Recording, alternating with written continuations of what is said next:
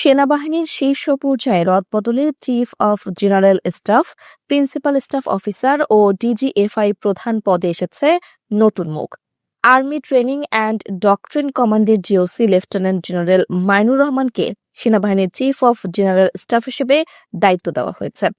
চট্টগ্রামের ২৪ পদাতিক ডিভিশনের DOC major general Mir Mushfiqur রহমানকে লেফটেন্যান্ট জেনারেল হিসেবে পদোন্নতি দিয়ে সশস্ত্র বাহিনী বিভাগের প্রিন্সিপাল স্টাফ অফিসার করা হয়েছে।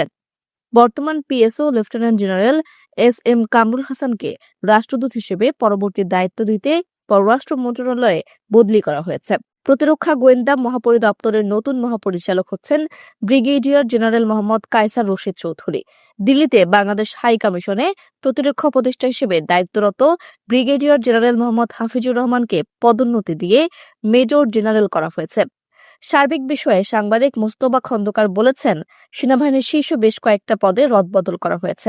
ডিজিএফআই এর প্রধানকেও সরিয়ে দেওয়া হয়েছে। স্বরাষ্ট্রমন্ত্রী সালাউদ্দিন আহমেদ জানিয়েছেন, শিগগিরই পুলিশেও পরিবর্তন আসছে। ১৭ বছর প্লাস ইন্টিরিমের ১.৫ বছর, সব মিলিয়ে ১৯ বছরের জঞ্জাল পরিষ্কার করতে তো সময় লাগবে। সপ্তাহ এখনো হয়নি, ভিশনারিজ নেতা তারেক রহমানের নেতৃত্বে একটি সরকার গঠন হয়েছে।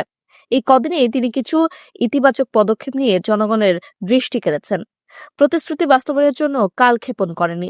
ফ্যামিলি কার্ড বিতরণ কার্যক্রমের অংশ হিসেবে অনলাইন রেজিস্ট্রেশন কার্যক্রম শুরু হয়েছে। পর্যায়ক্রমে প্রত্যেকটা জায়গায় পরিবর্তন আসবে। বাস্তবায়ন করা হবে সব প্রতিশ্রুতি। জাস্ট একটু সময় লাগবে। পরিবর্তনগুলো আনলে কাজের গতি বাড়বে। সরকার জনবান্ধব করতে হলে পরিবর্তন জরুরি, সেটা প্রধানমন্ত্রী নিজেও জানেন। তিনি সেই পথেই হাঁটছেন। কেউ অল্পতে ধৈর্যহারা হবেন না। ইনশাল্লাহ সবকিছুর জবাব কাজের মাধ্যমেই তিনি দেবেন। জাতির কাছে দেয়া প্রতিটি ওয়াদায় তিনি পূরণ করবেন। দরকার শুধু একটু ধৈর্য আর অনুপ্রেরণা। চাওয়াটা খুব বেশি বড় নয়।